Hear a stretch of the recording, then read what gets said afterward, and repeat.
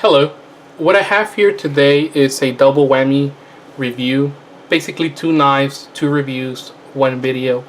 This is going to be a bit of a long video. I'm going to try to keep it under 20 minutes. Well under 20 minutes, but I'm sorry if I do go over it.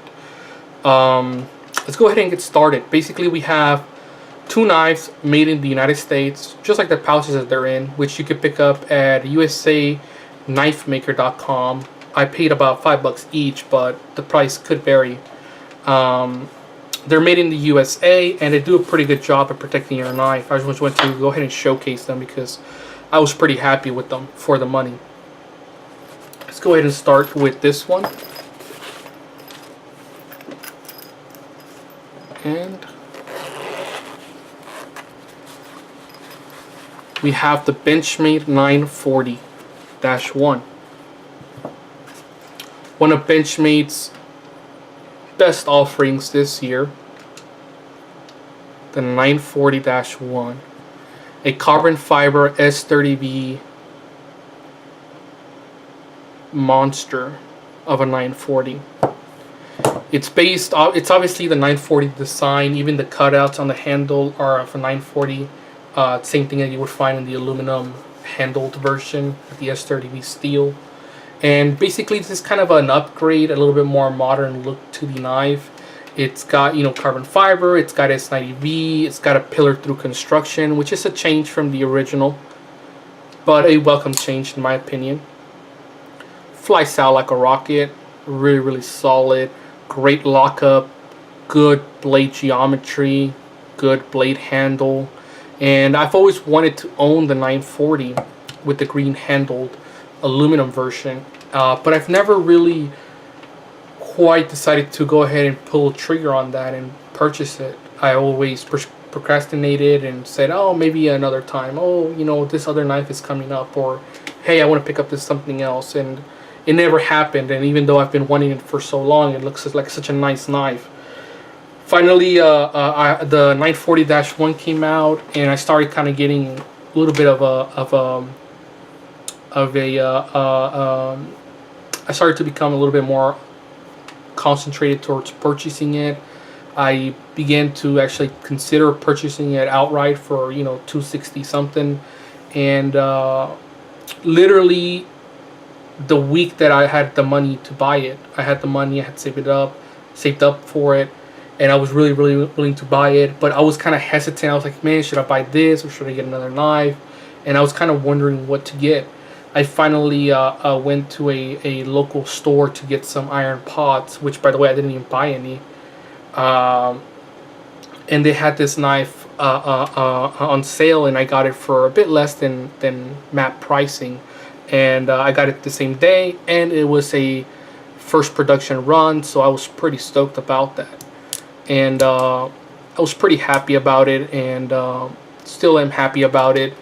I did run into some issues.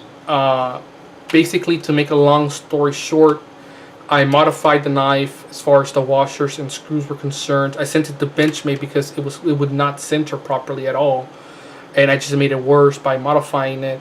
What they ended up doing was just replacing the handles, and then all of a sudden it was centered. Unfortunately, there is a issue with the grind on the tanto, but that's how it is, and I guess that's how I'm gonna just take it, and I'm just gonna use the knife, and maybe later on I'll send it to Benchmate to have it rebladed. But for now, I think I'll just use it and deal with it for now. The whole design of it is really kind of the ideal EDC knife. It's got a stout enough blade that you could do some serious work with it, and its lock is more than strong enough to handle even hard use tasks. Yet it's in such a slim and easy to carry profile that it makes it perfect for EDC tasks, or even hard work related tasks. It can more than handle it. The access mechanism, of course, is one of the best. You can do the access flip. You can use the thumb studs and open it in all sorts of manners. Oops. I can usually do that. There. It's very, very smooth. I'm gonna do a little bit of lubrication and cleaning, and I'm pretty sure I could get it to be even smoother. No blade play up and down or side to side now. When I first got it, there was some, but I just tightened the pivot, adjusted, and that seemed to have fixed it right up. Everything about this knife screams quality, it screams performance, and it screams functionality, while looking like a pretty badass blade. I really like this knife. Let's go ahead and move on to the next knife. Like I said, I'm trying to make it as short as possible. The next knife I'm going to talk a little bit more in depth with. This is the CT801CF. Oh yeah. Look at that beautiful satin finish.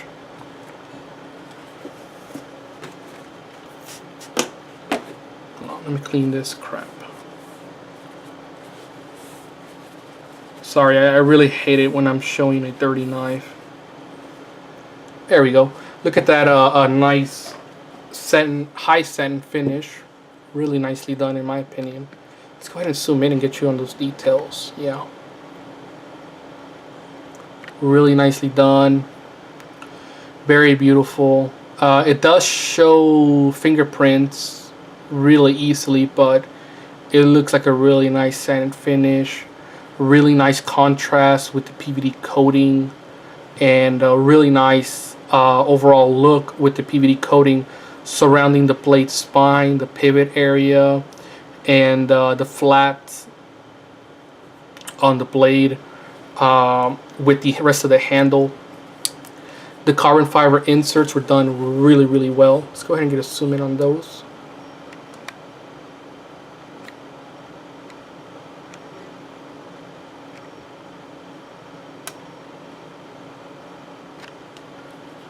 Yep, there we go. Really nicely done. No gaps or spaces in between those inserts. Really flushly done. Well finished. Really, really well done. I give props to CT for being able to do that. Nice anodization on the lanyard holes. Bit of purple here, a little bit of green on the other one, a little bit of purple in the cutout, and some nice green purple on the lock bar there. Some more green and purple on the lock bar cutout, and really nice looking branding, 0 tolerance.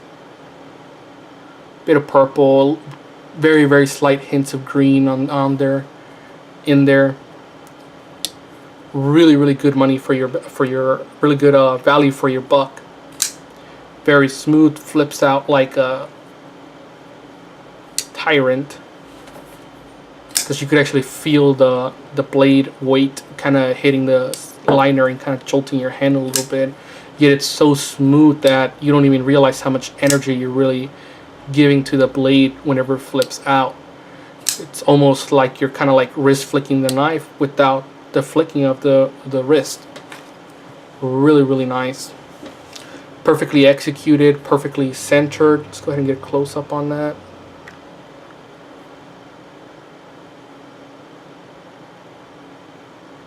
There you guys go.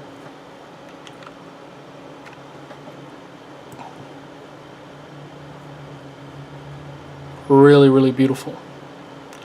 Well executed. I mean, there's really nothing much to say bad about this knife. And for the money, you know, for the value is really high. It really is.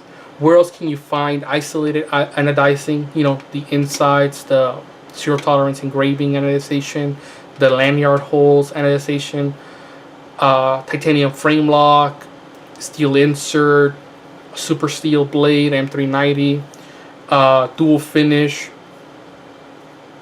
really cool coating, carbon fiber inserts, for, I think they sold it for, what was it, $320 retail, $280-ish, $260-ish, or something like that. Street price. Where else can you find it, you know? Or I think it was, I'm sorry, it was like $320 street price, and then some people made mistakes, and some of them got sold for under that, for $260. But I mean, where else can you really find that kind of value, that kind of knife? It's kind of hard to find such an item. And even if you start talking about the secondhand market prices, I still think that for, you know, $400, $425, it's definitely still worth it. For, you know, $475, $500, I think you're now paying more of a premium. It's still hard to find a knife in this kind of category, in the $500 range, but this is definitely a beautiful, beautiful knife. Tremendous value for your money. Now, if this knife, which is such a shame, really, it's a shame that it does have a production version of it, the 801. Because if this was like the 888 or 777, ooh, sorry about that. If this was like the 777 and 888, and it didn't have a direct production run that looked the same, it would probably sell for a whole lot more in the aftermarket. My guess would be probably like the 777, you know, the $600, $700 figure range. And if you're talking about the brown wash, same thing, you know, $600 to $700 range. I think it's an incredible knife for the money. I think for what you're getting, for the price, it's really good. And if you want to carry it, if you're willing to carry it, I'm gonna have a hard time carrying this knife, to be honest. I will carry it. It's just not gonna happen as often because I don't want to lose the coating, you know, whenever I start using the knife. But when I start carrying it, it's really gonna be a really nice knife to carry. Look at that beautiful, beautiful knife, beautifully constructed, beautifully executed. The value, I mean, I'm talking about from the craftsmanship, which would, you know, be like fit and finish, to the manufacturing of it, to the craftsmanship, the manufacturing of it, it's just incredible. It's just off the charts. The design of it is off the charts. Everything works really well, really, really smooth once you break it in. And yeah, hope you guys enjoyed the video. Thanks.